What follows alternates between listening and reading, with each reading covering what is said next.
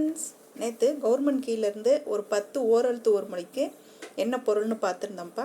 இன்றைக்கி அடுத்த ஒரு 10 ஓரெழுத்து ஒரு மொழிக்கு என்ன பொருள் அப்படின்னு சொல்லிட்டு பார்ப்போம். இது கொஞ்சம் கன்ஃபியூஸாக தான்ப்பா இருக்கும். நீங்கள் அடுத்தடுத்து இதை படிச்சுக்கிட்டே இருந்தால் தான் உங்கள் மனசில் நிற்கும்.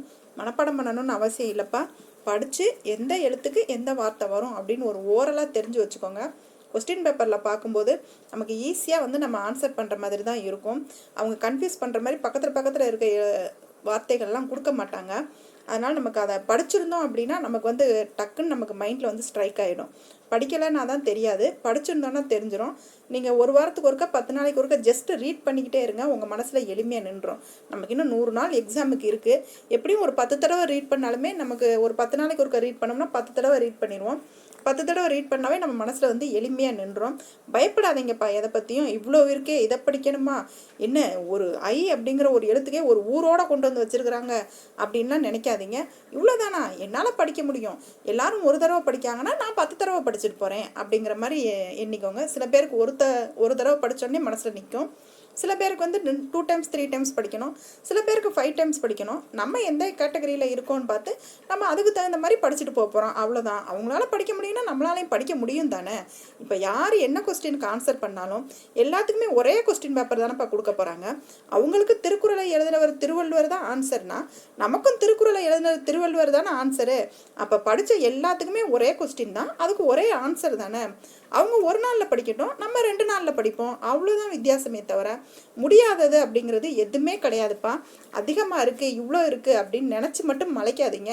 என்னால் முடியும் அப்படின்னு சொல்லி நீங்கள் படிக்க ஆரம்பிங்க. உங்கள் மனசில் எளிமையாக நிற்கும். எதையுமே மனப்பாடம் பண்ணாதீங்க, படித்து ஒரு புரிதலோட மனசில் நிப்பாட்டுறதுக்கு பாருங்கள். அவ்வளோதான்ப்பா இந்த இதில் ஒரு சின்ன ஒரு இது. இதை நீங்கள் அந்த டைமுக்குள்ளே எப்படி போடுறீங்கிறத பொறுத்து தான் நமக்கு அந்த எக்ஸாமில் நம்ம எடுக்க போகிற மதிப்பை நம்ம மதிப்பெண்ணை நமக்கு தீர்மானிக்கும். அதனால் நீங்கள் ப்ராக்டிஸ் நிறைய பண்ணிக்கிட்டே இருந்தால் தான் அந்த டைமுக்குள்ளே நம்ம எப்படி ஆன்சர் பண்ணணும் அப்படிங்கிறது நமக்கு அந்த ஸ்பீடு நமக்கு வரும். அதனால் டெய்லி நீங்கள் படிக்கிறத மட்டும் விட்டுறாதீங்க, படிச்சுக்கிட்டே இருங்க, தொடர்ந்து படிச்சுக்கிட்டே இருங்க. நம்ம ஈஸியாக அந்த வருஷம் எக்ஸாமை நம்ம கிளியர் பண்ணிடலாம். இந்த ஓரெழுத்து ஒரு மொழிலாம் ஒரு விஷயமே இல்லைப்பா, பயப்படாதீங்க. எதுக்கு என்னென்னு ஜஸ்ட்டு தெரிஞ்சு வச்சுக்கோங்க. ஆப்ஷன் கண்டிப்பாக கன்ஃபியூஸ் ஆகிற மாதிரி கொடுக்கவே மாட்டாங்க. உங்களுக்கு பார்த்தோன்னே எளிமையாக இருக்கும். நம்ம அடுத்தடுத்து போர்ஷன்லாம் முடிச்சுட்டு அடுத்தடுத்து ஃபுல்லாக நம்ம previous year question paper analyse பண்ண போகிறோம். அதை பார்க்கும்போதே நீங்களே அந்த கொஸ்டினை பார்த்தோன்னே நீங்கள் ஆன்சர் சொல்கிற மாதிரி தான் இருக்கும். நம்ம டெஸ்ட்லேயுமே அடுத்தடுத்து உங்களுக்கு எல்லா டெஸ்ட்லேயுமே ஓரெழுத்து ஒரு மொழி நம்ம டெஸ்ட்டாக அவங்களுக்கு வைக்க போகிறோம். அப்படிங்கும்போது நீங்கள் நம்ம 40+ டெஸ்ட்டு கொடுக்க போகிறோம். அந்த 40 டெஸ்ட்டுமே நீங்கள் அட்டன் பண்ணீங்க அப்படின்னா உங்களுக்கு அதிலேயே ஓரெழுத்து ஒரு மொழி நம்ம கவர் பண்ணி கொடுத்துருவோம். எதையும் பார்த்து பயப்படாதீங்க, இவ்வளோ இருக்கே அப்படின்னு சொல்லிட்டு மலைக்காதீங்க, டயர்ட் ஆகாதீங்க. என்னால் முடியும் அப்படின்னு நினச்சி நீங்கள் ஓடி வாங்க, நம்ம எக்ஸாமை கண்டிப்பாக கிளியர் பண்ணிடலாம். இப்போ வாங்க அடுத்த 10 வார்த்தைக்குரிய ஓரெழுத்து ஒரு மொழி பார்த்துடலாம். ஃபஸ்ட்டு அவ் அப்படிங்கிறதுக்குரிய ஓரெழுத்து ஒரு மொழி என்னன்னு பாருங்கள். அவ் அப்படின்னா பூமி அப்படின்னு ஞாபகம் வச்சுக்கோங்க. பூமியில் என்னென்ன இருக்கும், பூமிங்கிறது ஒரு நிலம் தானே இல்லைங்களா, ஒரு நிலம். ஃபஸ்ட்டு அதை ஞாபகம் வச்சுக்கோங்க. அவ் அப்படின்னா பூமி, அந்த பூமி என்ன அப்படின்னா நிலம் தான் பூமி. அதில் என்ன இருக்குன்னா ஒரு பாம்பு இருக்குது அப்படின்னு ஞாபகம் வச்சுக்கோங்க. அந்த ஒரு பூமி இருக்குது, அந்த பூமியில் நம்ம அந்த பூமியில் இருக்க நிலத்தில் நம்ம ஆனந்தமாக வாழ்ந்துக்கிட்டு இருக்கோம். ஆனந்தமாக வாழும்போது அந்த இடத்துல ஒரு பாம்பு வருது. ஒரு பாம்பு வந்தோன்னா நம்ம என்ன செய்வோம், நம்ம பாம்பு நம்மளை கடிக்க வருது. கடிக்க வந்தோன்னா நம்ம அப்படியே ஒரு மாதிரி வியந்து போயிடுவோம்ல, வியப்பா, அதாவது அது என்ன செய்கிறது அப்படின்னு வியப்படைஞ்சு நிற்போம்ல. வியப்படைஞ்சு நின்றுட்டு முழி பிதுங்கி நிற்போம், விழிச்சுக்கிட்டு நிற்போம். விழிச்சிட்டு யாரையாவது அழைப்போம்ல, வாங்க வாங்க பாம்பு பாம்பு பாம்புன்னு யாரையாவது அழைப்போம்ல, அப்படி அழைக்கிறோம் அப்படின்னு ஞாபகம் வச்சுக்கோங்க. ஜஸ்ட் இந்த தடையை மட்டும் சேர்த்து படிச்சிங்கன்னா சரியாக போச்சு. அப்போ அவ் அப்படின்னா பூமி, பூமியில் பூமிங்கிற நிலத்துல நம்ம ஆனந்தமாக வாழ்கிறோம். நிலம் ஆனந்தம் முடிஞ்சு போச்சுங்களா. அப்படி வாழ்ந்துட்டு இருக்கும்போது அந்த இடத்துக்கு ஒரு பாம்பு வருது. பாம்பு நம்மளை என்ன செய்யுது, கடிக்க வருது. பாம்பு கடிதல். அந்த பாம்பை பார்த்தோன்னா நம்ம என்ன செய்வோம், வியப்பாக விழிப்போம். வியப்பு, விழித்தல். அப்புறம் எல்லாரையும் அழைப்போம் இல்லையா, பாம்பு பாம்புன்னு எல்லாரையும் அதை இது பண்ணுறதுக்கு அழைப்போம் இல்லைங்க, அழைத்தல். அப்புறம் தடை. அவ்வளோதான்ப்பா அவ்வை பற்றி. இதை ஒரு 2 டைம்ஸ் சொன்னீங்கன்னா எளிமையாக அவங்க மனசில் நின்றோம். நெக்ஸ்ட்டு பாருங்கள், கா அப்படிங்கிறதுக்கு என்ன மீனிங் அப்படின்னு பாருங்க. கா அப்படின்னா அரசன், நான்முகன், தீ, ஆன்மா, உடல், காற்று, கதிரவன், செல்வன், திருமால், தொனி, நமன், மயில், மனம், மணி, இமயம், திங்கள், உடல், நலம், தலை, திரவியம், நீர், பறவை. அதாவது முக்காவாசி வார்த்தை எல்லாமே காவில் விழுந்துருச்சு அப்படின்னு ஞாபகம் வச்சுக்கோங்க. நீங்கள் மித்த எழுத்த படிங்க, படிச்சுட்டு அதில் இருக்க எந்த எழுத்துமே நமக்கு ஆன்சரை நமக்கு தென்படலை அப்படின்னா அது கா அப்படின்னு சொல்லிட்டு போட்டுட்டு வந்துடுங்க. ஏன்னா காக்கு தான் வந்து ஊரோட கொடுத்துருக்காங்க. அதனால நீங்கள் எல்லாத்தையும் பார்த்துக்கோங்க. கா அப்படின்னா ஒரு அரசனையும் குறிக்கும்.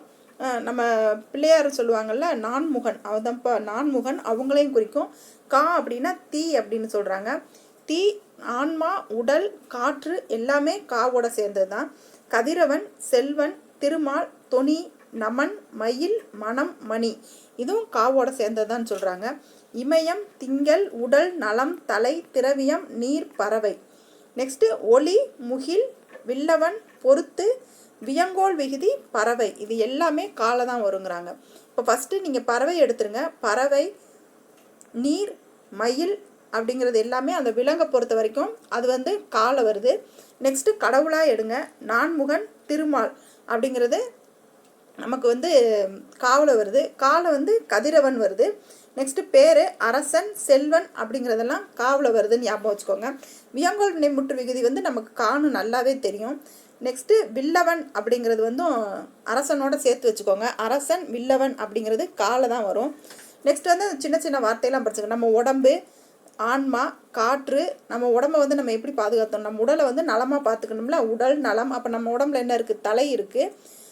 அப்புறம் வந்து ஒளி, முகில் அப்படிங்கிறது எல்லாமே காலை வரும்னு ஞாபகம் வச்சுக்கோங்க. காலை தான் இப்போ நிறைய வார்த்தை இருக்குது. பிரிச்சுருங்க.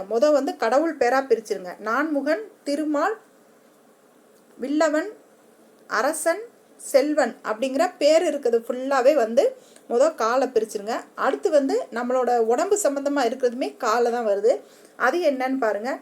தீ, ஆன்மா, உடல், காற்று, உடல், நலம், தலை, திரவியம், நீர், ஒளி, முகில் இது எல்லாமே வந்து காலை தான் வருது. ப்ளஸ் வந்து பறவை இனத்தில் வந்து பறவை அப்படிங்கிற எழுத்து மட்டும்தான் காலை வருது அப்படின்னு ஞாபகம் வச்சுக்கோங்க. ரொம்ப எளிமையாக தான்ப்பா இருக்கும். ஒரு 2 டைம்ஸ் படித்தீங்கன்னா உங்கள் மனசில் வந்து நின்றோம். நெக்ஸ்ட்டு கா அப்படின்னு பாருங்கள். கா அப்படின்னா காத்தல். என்ன நம்மளை காக்கும், நம்ம கா அப்படின்னா கலைமகள் அப்படின்னு ஞாபகம் வச்சுக்கோங்க. கலைமகள் அப்படிங்கிற பொண்ணு வந்து பூந்தோட்டத்துக்கு வந்து காவல் காக்குறாங்க. எதுக்கு காவல் காக்குறாங்கன்னா அவங்க வந்து காவடி செஞ்சு அதை அவங்க தோளில் தூக்கிட்டு போகிறாங்க. தோளில் தூக்கிட்டு அவங்க அசையாமல் போகிறதுக்காக அதை காவல் காக்குறாங்கன்னு வச்சுக்கோங்க. கா அப்படின்னா கலைமகள் அப்படிங்கிற பொண்ணு. அவங்க வந்து பூந்தோட்டம், பூங்காவனத்தை வந்து காவல் காக்குறாங்க. காவல்னா காத்தல். எதுக்கு காவல் காக்குறாங்கன்னா அவங்க காவடி தண்டு காவடி செஞ்சு தான் தோல் சுமையில் அவங்க தூக்கிட்டு போய் அதை பாதுகாப்பாக அந்த தோல் சுமையில் தூக்கிட்டு போய் அவங்க பாதுகாப்பாக பூங்காவனத்தில் வைக்கிறதுக்கு அப்படின்னு ஞாபகம் வச்சுக்கோங்க. கலைமகள்ங்கிற பொண்ணு பூந்தோட்டம், பூங்காவனம் வந்து காவல் காக்குறாங்க. எதுக்கு காவல் காக்குறாங்கன்னா அவங்க வந்து காவடி எடுக்க போகிறாங்க. காவடி தண்டு காவடி எடுத்து அதை வந்து காவல் செய்கிறதுக்கு வந்து பாதுகாப்பாக அதை வழி நீங்க அசையாமல் அதை கொண்டு போய் துலாக்கோலில் வைக்க போகிறாங்க அப்படின்னு ஞாபகம் வச்சுக்கோங்க. நெக்ஸ்ட்டு பாருங்கள். கீ அப்படின்னா கிளின்னு ஞாபகம் வச்சுக்கோங்க.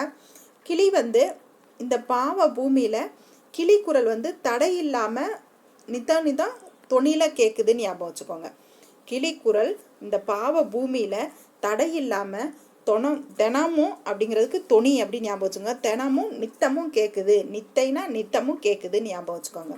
நெக்ஸ்ட்டு கூ பாருங்க. கூக்கு வந்து குற்றம், சிறுமை, இகழ்ச்சி, நீங்குதல், நிறம், இன்மை, பூமி, உருபு, சாரியை. அதாவது இந்த பூமியில் வந்து குற்றம் குறை எதுவுமே இல்லாமல் எல்லாமே நீங்கி இகழ்ச்சி இல்லாமல் யாருக்குமே சாரி சொல்லாமல் நிறம் சிறுமையெல்லாம் பார்க்காம வாழணும் அப்படின்னு ஞாபகம் வச்சுக்கோங்க. கூ அப்படின்னா பூமி. கூவுக்கு பூமி வருதுப்பா. கூனாலும் பூமி தான், கூனாலும் பூமி தான், அவ்வுனாலும் பூமி தான். என்ன பண்ண சொல்கிறீங்க, எல்லாத்துக்கும் பூமி கொடுத்துருக்குறாங்க. அப்போ பூமிக்கெல்லாம் என்னென்ன வார்த்தை வரும் அப்படிங்கிறத பிரித்து படிச்சிருங்க. கூ அப்படின்னா இந்த பூமின்னு ஞாபகம் வச்சுக்கோங்க. இந்த பூமியில் குற்றம் இல்லாமல் இகழ்ச்சி இல்லாமல் யாரையும் வந்து நிறம் நீங்குதெல்லாம் சிறுமப்படுத்தி பார்க்காம சாரி சொல்லாமல் வாழணும் அப்படின்னு ஞாபகம் வச்சுக்கோங்க. நெக்ஸ்ட்டு கூ அப்படின்னாலும் பூமி தான்ப்பா. கூனாலும் பூமி தான், கூனாலும் பூமி தான். பூமியில் வந்து அழுக்காயிருக்கு அப்படின்னு கூக்குரல் விட்டு கூவுறத பூமி அழுக்காயிருக்குன்னு கூக்குரல் விட்டு கூவுறாங்க. கூகை. அது என்ன செய்கிறாங்கன்னா ஓசை குறிப்பு எழுப்புறாங்க அப்படின்னு வச்சுக்கோங்க. யாருக்கிட்டன்னா பிசாசுட்ட. பூமி வந்து அழுக்காயிருக்குன்னு கூகை வந்து கூக்குரல் இட்டு கூவி ஓசை எழுப்புறாங்க. யார்கிட்ட சொல்கிறதுக்குன்னா பிசாசிட்ட சொல்கிறதுக்கு அப்படின்னு ஞாபகம் வச்சுக்கோங்க. நெக்ஸ்ட்டு பாருங்கள், கை. கை அப்படிங்கிறதுக்கு நீங்கள் என்ன பொருள் வரும் அப்படின்னு பாருங்கள். கைக்கு வந்து அஞ்சலி அப்படிங்கிற பொண்ணு ஞாபகம் வச்சுக்கோங்கப்பா. அஞ்சலி வந்து கைத்தொழில் செஞ்சு கைத்தளம் செஞ்சு கைப்பிடிக்காமல் அவங்க வந்து என்ன கைப்பிடிக்காமல் இருக்காங்கன்னு ஞாபகம் வச்சுக்கோங்க. அஞ்சலி வந்து கைத்தொழில் செய்கிறாங்கன்னு ஃபஸ்ட்டு ஞாபகம் வச்சுக்கோங்கப்பா. எதுக்கு செய்கிறாங்கன்னா, இது நிறைய வார்த்தை வரும்ப்பா. கொஞ்சம் ஒரு 2-3 இது வச்சு நீங்கள் படித்தாதான் இது சரியாக வரும். ஒரே இதில் நீங்கள் படித்தீங்க அப்படின்னா மனசில் நிற்காது. ஒரு 2-3 இடம் மனசில் வச்சுக்கோங்க. இடம், ஒப்பனை, ஒழுக்கம். கை அப்படின்னா ஒழுக்கம்ங்கிறது நம்ம திருக்குறளில் படிச்சிருப்போம். காம்பு, கிரணம், செங்கல், கச்சி அப்படிங்கிறதெல்லாம் கையில் தான் வருது. கைமரம், விசிறி காம்பு, படையுறுப்பு, ஆற்றல், ஆள், உலகு, உடன், திங்கள், செய்கை, பகுதி, பிடிப்பு. மரவட்டை அப்படின்னாலும் கைதான்ப்பா. முறை, வரிசை, கரம். கரம்னா கைன்னு நமக்கு எல்லாத்துக்குமே தெரியும். சயம், வழக்கம், தங்கை, ஊட்டு, வன்மை, சதுரம், சங்கு, வண்டு, கைத்தளம், அஞ்சலி, கைத்தொழில், கைப்பிடி, அஞ்சலி, விறகு. இது எல்லாமே வந்து கையைத்தான் குறிக்கும். கை அப்படின்னா அஞ்சலின்னு ஞாபகம் வச்சுக்கோங்க. அஞ்சலி வந்து கைத்தொழில் செஞ்சு ஒரு கைப்பிடி அளவு வட்டமாக இருக்கிற தட்டில் சாப்பாடு போட்டு தங்கைக்கு ஊட்டி விடுறாங்கன்னு ஞாபகம் வச்சுக்கோங்க. இது ஒரு சென்டென்ஸாக ஞாபகம் வச்சுக்கோங்கப்பா. 2வது சென்டென்ஸ் வந்து நம்ம அவங்க ஏற்கனவே வந்து நம்ம கைக்கு வந்து ஒழுக்கம், நம்ம ஆளில் வந்து கை வந்து நம்ம உறுப்பு இருக்கும். அது கை வந்து பிடி, கை வந்து செய்கை, அது எல்லாமே வந்து கை வரிசையில் வர்றதுனால அதை அப்படியே ஞாபகம் வச்சுக்கோங்க. பாதி இதுக்கு ஷார்ட்கட் போட்டு பாதி இதை வந்து அப்படியே இருக்கிற மாதிரி படிச்சுக்கோங்க. உங்களுக்கு ஓகேவாக தான் இருக்கும். நெக்ஸ்ட்டு பாருங்கள், கோவுக்கு என்னென்னு பாருங்கள். அரசன், அம்பு, வானம், ஆண்மகன். கோங்கிறது ஒரு அரசன் தான். அரசன் வந்து என்ன வச்சுருப்பாங்க, அம்பு வச்சுருப்பாங்க. அவங்க புகழ் வந்து வானத்தளவு இருக்கும். அரசன் அப்படின்னா அவங்க ஒரு ஆண்மகன். நெக்ஸ்ட்டு இடியேறு, இலந்தை, ரோமம், கண், எழுத்து. அவங்களோட எழுத்து எல்லாமே அவங்க கண், ரோமம் எல்லாமே வந்து இடி ஏறுற மாதிரி இருக்கும் அப்படின்னு ஞாபகம் வச்சுக்கோங்க. நெக்ஸ்ட்டு சந்திரன், கிரகணம், சூரியன், திசை, நீர், தேவலோகம், பசு, பூமி, பெரிய மலை. கோ அப்படிங்கிறதுக்கும் பூமிங்கிற மீனிங் வருதுப்பா, அதையும் பார்த்துக்கோங்க. அவங்க அந்த அரசன் வந்து சந்திரன், சூரியன், அந்த கிரகணம், நம்மளோட திசை, நீர், நம்ம தேவலோகம், பசு, பூமி, நம்ம ஊரில் இருக்க பெரிய மலை எல்லாத்துக்குமே அவங்க வந்து தாயாக வழங்குறாங்க அப்படின்னு ஞாபகம் வச்சுக்கோங்க. வாணி, மேன்மை, வெளிச்சம், தகப்பன், தலைமை, குயவன், சொல், சாறு, அரசியல், இரங்கல், தொடு, சொர்க்கம், சொல். அரசனை வச்சே இந்த கோவை ஞாபகம் வச்சுக்கோங்கப்பா. எளிமையாக நம்ம எடுத்துடலாம். அரசன்ட்ட வந்து என்ன இருக்குது, அம்பு இருக்கும். அவங்க வானம் அளவுக்கு உயர்ந்த சிறப்பு பெற்றிருப்பாங்க.